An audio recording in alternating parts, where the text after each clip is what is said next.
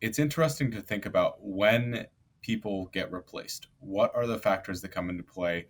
And I keep going back to the idea of unit economics or cost effectiveness.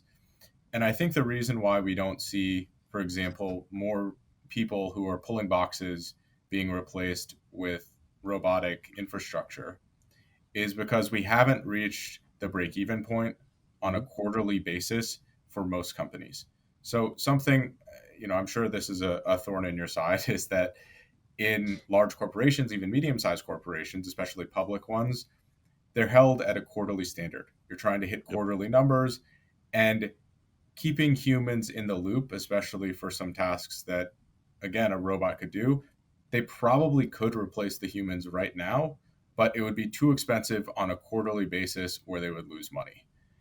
Yep. And the funny thing to me is that if, the company that makes that decision sooner and is able to tune the infrastructure even at an upfront cost that's lower, they get a longer tail. But the business environment that we live in and the reporting environment is something that holds back the technological progress that we could be capitalizing on. And to me, that's just a wild concept. But I do think that cutoff point where the unit economics makes sense on a quarterly level is a massive pivot point for any new technology. And the thing with, for example, ChatGPT is that it was pretty affordable right out of the gate and the unit economics made sense.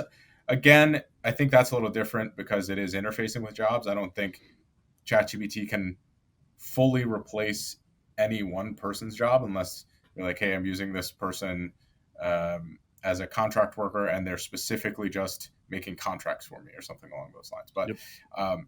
I don't think people usually frame the pivot point in change based on when it's financially viable for companies. But that's a consideration. I'm not sure why people don't evaluate more.